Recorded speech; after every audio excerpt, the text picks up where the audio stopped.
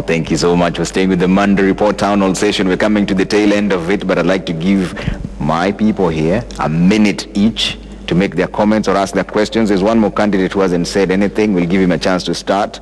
Your clock starts 9. Now, right now, 59 minutes. My name is Joseph. Yeah. And I was a contestant in the Kibra by-election. I will not say my number.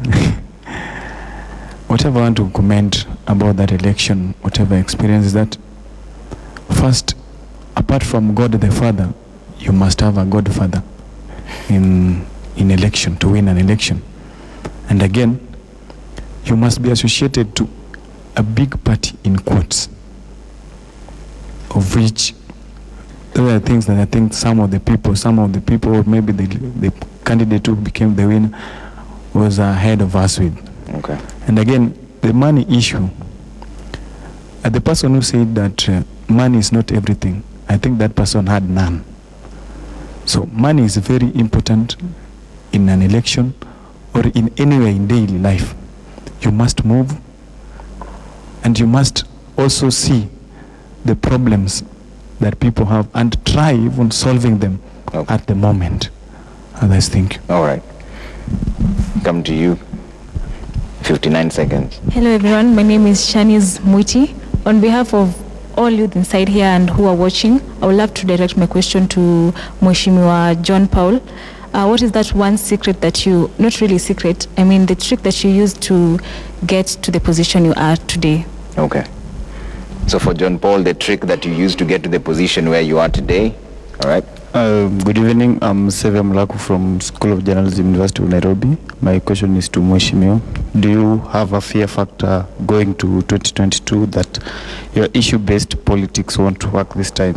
Okay. And also to Mr. Steve Oguda, do you feel like, I know you're a supporter of ODM, and you also have a wish to vie in 2022 in Langata. Do you feel like passing through nominations, you'll have to use money and not issue-based politics? Okay. Steve was refusing that he's not a member. I'll go line by line. You have a question, or we'll come to you. Let's go. All right. I'm Kiriago Nachoka. Yeah. Aspirant 2022 North Mugirango. Now my question goes to IBZ, and I'd like to ask, upon the powers conferred to you by the Constitution, in Article 88, Sub-Article 4H, what attempts have you made to regulate money in politics, and what has the implementation worked? Okay. Thank you. I believe you already addressed that concern. You have a question or comment? Let's go. Next. Okay. Very briefly. Bernard Osano from Kibra. My question is to young leaders in position at the moment, and I'm asking, how do you intend to change the attitude of the old people? How do you intend to change the dominance of the old people in politics at the moment? That's to Mwirigi. Okay, go ahead. Okay, I'm Michelle Motaro from Kenyatta University, alias Governor. My comments will be directed to the Honorable Member of Parliament. I would like to tell him the same way the groups are united, Kieleweke and Tangatanga, they should try to unite to ensure that divisive politics and also politics based on money campaigns and based on inflicting voters to vote the other side should be shunned, so that we may progress as our country. Okay. All right. You have a comment as well, very briefly. Mark Vivian is my name. One thing I want to say is, saying you don't need money to campaign, that is a sweet lie, that we just be hiding behind the mask. Secondly, we don't have coordination for the second position. Whether you are second or last, there's no coordination for you. And you realize people are telling us their position, but they're not telling us how many votes they garnered. You realize from position 6, from position 5 going downwards, they 100 and you see that is not an impressive thing. That tells you that the cartels, there are things that the voters are looking forward for the big party, for the money, so that they can vote for you. So I think we need to change the narrative and focus on the issue-based policies. Okay. My name is Andama Uloch. I come from Kibra, and I would like to challenge our candidates, the one that stood. Me, I used to know that women are the enemies of themselves, but now it is the youth against the other one. Because for God's sake, out of 24 candidates, you'll get 90% of these people were young people. What if they came together and back one person? What would have happened? You know, they are just here saying that money factor was involved and all those things. But for me, I think if they could have come together and decided to back one candidate in that election among themselves, we couldn't see those landslide wins that we saw. Okay. We lost as young people, and we should come back on the track and not parade ourselves as greed and selfish people. Okay. Brilliant. Very briefly. Yeah, my name is Malak Michael, and I would like to say that money is a factor in any election, because you will need money to campaign, you will need money to go and do all posters and that door-to-door thing that you're mentioning here. You need money to fuel yourself all the way to people's house and gather votes from these people that you want votes from. Another thing I will say that money, again, is not the only factor, but there are other factors that, if included with the money factor, can overgo and overreach the money factor if combined together. All right. Very briefly. My name is John Odhiambo. My question is just simple. For young guys, why did you not even organize for a simple rally, a combined simple rally? You were supposed to come up with a simple rally where you allow each and everyone to express him or herself. The second thing, you are supposed even to do a combined banner. You were supposed to show the big fish the way. And then another thing is like a comment. The day we youth will lower our appetite for the handout and we will raise our standards, I think the big fishes will not get a way for the people to give the handout. Okay. All right. Very briefly. Thank you. My name is Martin Mainanderito from Kasarani. I vied in 2017, and one thing I realized is you can't vie without money. If I want to vie next time, I'll make sure that I have a way of resource mobilization, because during 2017, the IBC asked us to have account the one that they will monitor the amount of money we are spending. Yes. But at the end of the day, we gave it out, but they never followed it up. So some people ended up spending more than 10 million for an MCA seat, which is a bit high. So you give the young guys who are vying for this seat an unfair competition. So the IBC, they need to pull up their socks. Maybe it is because they don't have enough manpower to check, but they really need to do something. Because at the end of the day, if we keep on following that trend, we'll never get it there. Okay. You have a comment or question? Yeah, very briefly, very fast. My name is Ntwiga Ian Marangu. I'm from the Technical University of Kenya. Mine is a comment. Money is a factor, and it also crawls back to the university sector. In the university, you have to have money to have those posts there. So from there, we come to the national government and the county government, where we have the governors. You need that money. All right. Thank you. Have a comment or question? We seem to agree that money is a factor. Now I'm looking for solutions. How do we move going forward? My name is Musa Aziz, and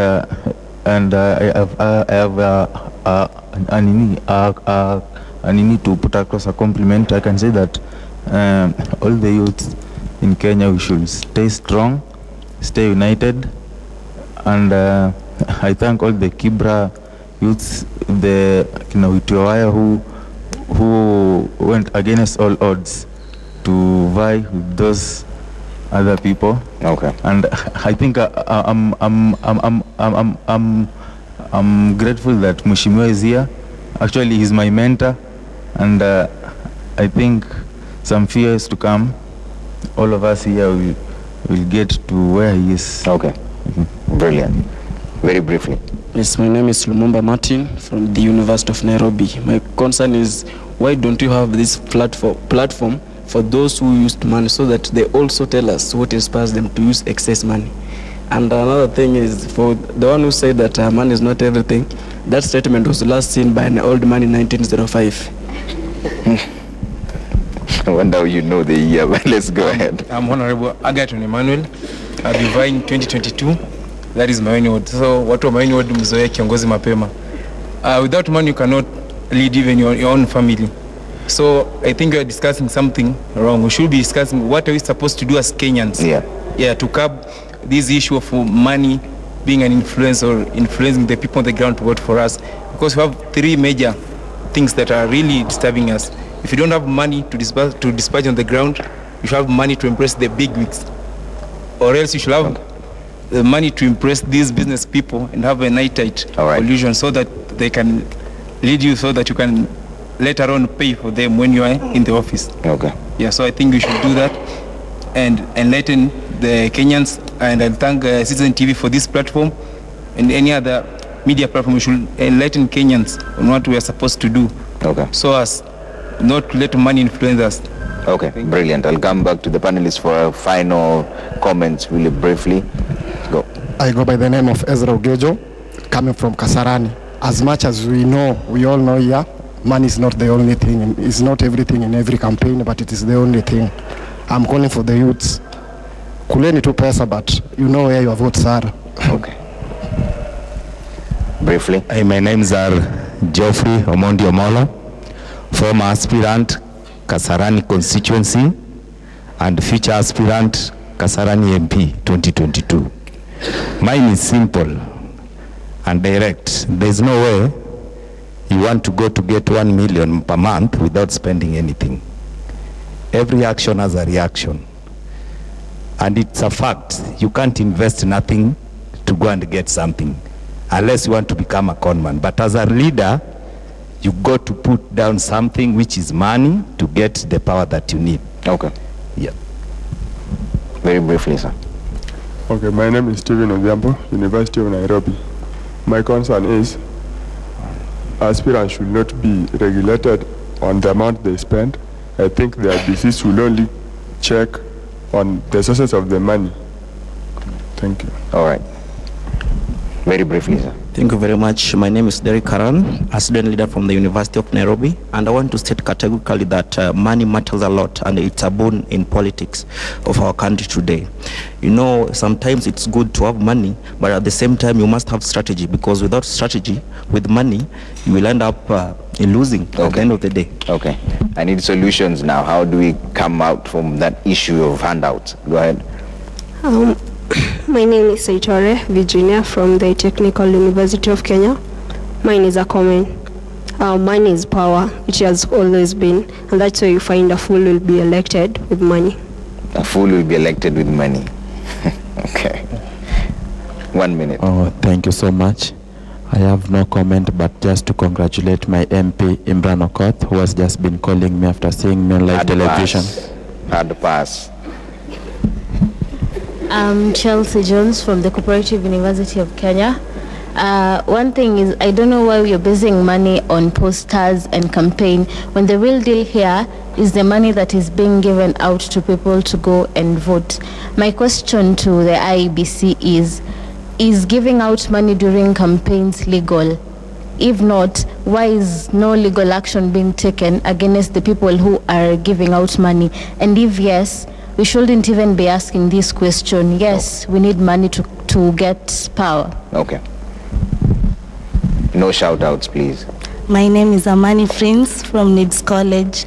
I was wondering, my question goes to the IEBC, and I was wondering what legal action is being taken against these politicians who go campaigning even after the campaigning period is over, issuing money and other things to the supporters. Okay. Machora. First, I want to start by quoting a great political philosopher who said money changes everything. Secondly, I want to say that citizens require your money. They prefer to eat your money right now than to wait for you to win the election so that you can give them out. You can work with what you say. Then you use your manifestos. Thank you. All right, let's get final comments here really briefly, very briefly. Okay, my name is Samuel. I'm from Kasarani. Mine is just an observation, especially the places we are not seeing, the fourth estate, the media. Why is it that those people who contested the Kibra by-elections, why are they just on paper, but the only people who are being highlighted were the big fours? So, for me, I make this observation in regards to fairness and the need for the people out there to know that there are others. Okay. Thank you. All right. My name is Amasho Macharia from Kasarani. The best solution to discourage handouts is to discourage the elderly people who have already made money. They have no ideas, new ideas. The youths have the new ideas. So if youths aspire to vie for a position, the old guys in politics, because they have money, they dish out the money to people to buy their loyalty instead of encouraging the young ones with new ideas. All right, okay. Very briefly. I'm Kobia Suleiman from Egembe South constituency. What I would tell Kenyans is that they is to take the sample from Egembe South constituency so that they don't elect because they are given money. Okay. Brilliant. 30 seconds. My name is Samuel Jugona, a journalism student, and mine is a wake-up call to the Kenyans that the moment that we use money as a factor to elect our leaders, they are just there after they give you the money. They'll just go back after they get the seats. They go and try to accumulate the money that they used during the campaigns. Okay. And after that, they forget about the Kenyans. So next time when we are electing our leaders, let's just not shatter the dreams of those people that have vision for having great minds for people. Let's just elect people according to their manifestos. Okay, brilliant. Final comment. I'm Violet Cheriot from Multimedia University, and I think the government should walk its talk in terms of stamping out corruption. In a way, corruption is a stepping stone to power, unfortunately right now in Kenya, because we end up celebrating these corrupt leaders. When we go to the grounds, we end up voting them in. We could be having candidates who have the best policies, but because money is power, we end up recycling these old leaders. The same problems are encountered every year, lack of schools, and then the economy keeps on aching. Okay. We cannot solve this issue because of corruption. I think the government should wake up and do what it's really talking about. Okay. And now I'll give my panelists 2 minutes each for their closing remarks. I'll start with you, Honorable John Paul. There are questions for you as well. Just answer them as you give your final comments, 2 minutes each. Yeah, thank you very much. I would like to answer the questions which I have been asked because there are a number. Yeah. First and foremost, John Paul, I believe in God. And believing in God, you succeed in many things because we will face many challenges, abuse. Many people will discourage you on the way because you are a young person without anything to offer to them. You will not even be allowed to ask for the vote from the people. But I maneuvered this by identifying myself with the people of Igembe South constituency and traversing the whole constituency of Igembe South, and reducing myself to a common citizen. Then at the same time, my vote, because there is a lady who asked the trick which I used for me to be elected as a member of parliament in Igembe South constituency, I reduced myself to the people to be at the same level with the people of Igembe South constituency, whereby those people knew that I know the problems which they were encountering within the constituency. Okay. And currently, I am able to do a lot within the 2 years. So the question of the fear factor about the 2022 election, the 2022 election, I'm very confident that I will not spend money so that I can be re-elected to be a member of parliament of Wegembe South constituency because I have performed for the people of Wegembe South constituency. Let me tell you, as the young aspirant leaders of this republic, please let us not be diverted or be shifted our attention from focusing our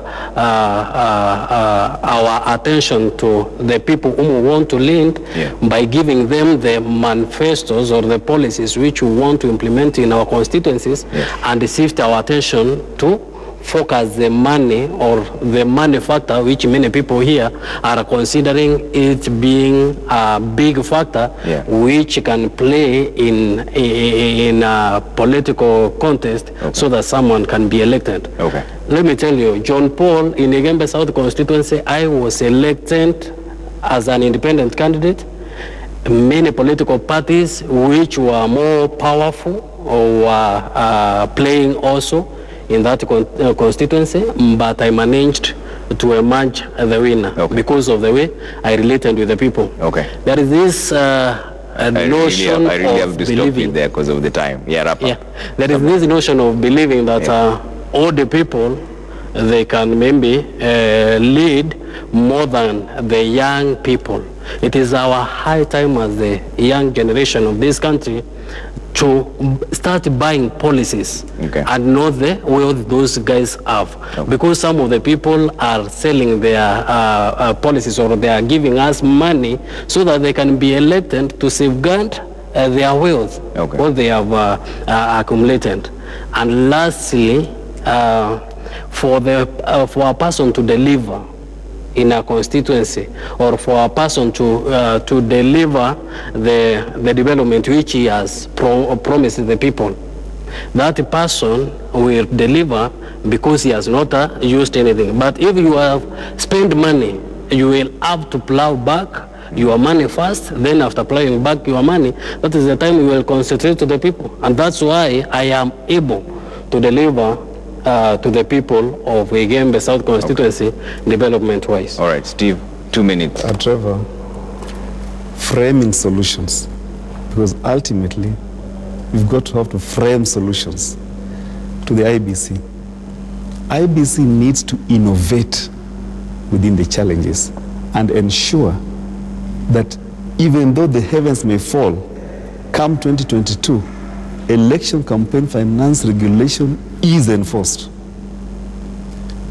To the private sector, who pretend not to take an interest in election, yet election results and the political leadership affect the political and affect the business environment in which they operate. Private sector must begin to counter big money in elections with big money. They must begin to inject big money in elections to promote civic education.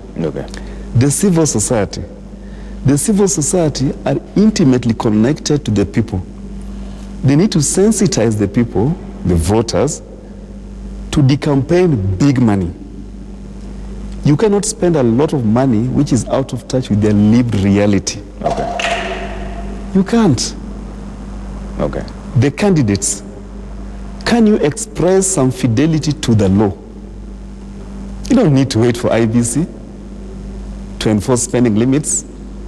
You can self-regulate. That's the best way of enforcing the law. The voters and the citizenry, you need to make some moral and ethical commitments.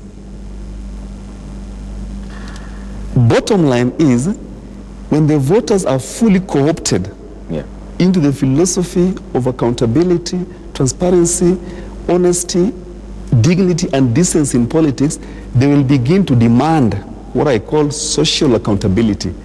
Before you approach us, tell us, what is your portfolio? How much are you worth? Where have you gotten it? How much are you using in campaigns? So that when you are elected, we can track how you are accumulating wealth. But if you remain open to bribery, please remember Joshua 24:15 for those who read the Bible. Decide for yourself what you want. All right. Joshua says, as for me and my family, we shall serve the Lord. Okay. I am a completely liberated Kenyan. If Kenyans want to be open to bribery, that's fine. You will never hear me complain post-2022 about elected leadership that are failing. I will cast my ballot based on my moral and ethical commitment. Okay. Post the ballot, I will look at opportunities how to help the government that is in place to deliver. Okay. Don't whine. Agonize, but organize. All right. When there's still time. Mule, 2 minutes. That was a lot from Steve. I think he's made a very good summary. But let me say this. One, I think we have to firm up the regulatory and the legal framework around management of money. We should not allow this country to run incredible elections, especially where big money is concerned, because these are the issues which are leading to corruption. So let's firm up the campaign finance. Let's review what needs to be reviewed. Let's put the regulations in place before 2022 so we can be able to arrest the question of big money in politics. And the second point is something akin to what Steve has said. We have Article 10 of the Constitution which talks about national values. I think Kenyans really needs to internalize what those national values are. This is the Constitution that we keep saying that, you know, it has provided these freedoms for us, it has provided these rights for us. We need to internalize national values so the ethos of the country changes, so that the norms that we keep having in terms of such things as which are being perpetrated throughout, like voter bribery, can be apprehended. Okay. So internalize national values. Let us fasten the legal framework and the regulation framework before the 2022 elections. All right. Giovanni? 2 minutes. I think what we need to do is, first of all, finalize with the regulatory approach. Let us have the relevant regulations in place. If it means lobbying the legislature, if it means having public participation, let's have the basic framework in place. And from there we can move on to self-regulation and accountability. And I think that's where we should emphasize. Self-regulation and accountability under the supervision of the electoral body. But we must play a part. Let us not say that we are not going to play any part. First of all, the buck must stop with ourselves. Okay. So let us all decide, and we agree that we are all going to join together. We are all going to finish this journey. Okay. We know that we are not yet through this journey, but let us all come together and we finish this journey, and God willing, we shall have clean and free and fair elections in 2022. So what happens if the legislators decide that it won't be implemented in 2022? Then we will have a right to look at other measures to try and see how we can improve on this, the actual act itself. So essentially you'll cross the bridge when you get there? When we get there. Because there was also questions about what is being done to people who are giving out handouts. Yes. Sorry, let me address the issue of the lady. The lady had asked whether voter bribery is legal and what is being done. The short answer is that it's not legal, it's very illegal. What has happened is that our systems of laws are evidence-based. That means there must be a complainant who comes aboard and states that so-and-so was giving a bribe, and I saw him do it in such a place. Upon receipt of that complaint is when it can be taken up. I will give examples. In the year 2017, when we had the general elections, we have a Code of Conduct Enforcement Committee within the Commission, where we received 71 complaints, a total of 71 complaints. Out of those 71 complaints, 37 were deemed, the candidates were deemed culpable, and various punishments were handed over, from a formal warning to a fine, to some instances. Actually, there were 4 cases where they were barred from contesting those elections, but 2 of them subsequently appealed to the High Court, and there were stay orders. Okay. The fines were not insubstantial. For instance, I will give an example of the Honorable Speaker of the Senate, Honorable Ken Lusaka and Wycliffe Wangamati, where they were both fined, each of them, 1 million shillings each, for breach of the Code of Conduct. So these are not insubstantial issues. Okay. And where the crimes are egregious, that means very serious crimes, then there is the criminal law will kick in. And that involves also other state actors, including the Attorney General, who you know is ultimately the one in charge of prosecutions in this matter. All right, I'm afraid we ran out of time at this point, and thank you so much for making time. Mahmoud Jabane, Manager Legal Services IBC, and also Mule Musau, National Coordinator ELOG, Steve Ogola, Advocate, and Honorable John Paul Mwirigi, Member of Parliament, Igembe South. Special thanks to all the Kibra aspirants who took their time to also show up here and speak about the experiences, and also special thank you to all of you for contributing and posing your questions as well. I want to read a few comments here really fast. Dan Kurgat says, let's be honest to ourselves. It is us, the citizens, who entertain politics of money. It's never going to end anytime soon because the voters have been enticed to accept the money as bait to support whoever gives more. George Arende says, yes, it's possible, but not in a country like Kenya where capitalistic ideology rules. It's the supply-demand forces. The electorate expects something to elect someone, and so politicians invest to meet that demand. We can't blame politicians without blaming the electorate as well. Another one here from Brian Okech says, we are people who 98% of the time choose leaders who have something to offer, not in terms of ideologies, but pocket-wise. We weigh their capability depending on how much they are willing to give. The more you give, the more you get recognized, hence the statement, huyo ananga pesa. And then Bosire 001 says, yes, one can become a leader without money, but not a politician. Kenya is for haves and have-nots. Thank you so much for that conversation on the Monday Town Hall session. This is Monday Report, 11:30. This was a very valid conversation. Special thanks to all of you for making it happen. And thank you to the viewer for watching. I'm Trevor Mbija. Good night. See you again on Monday.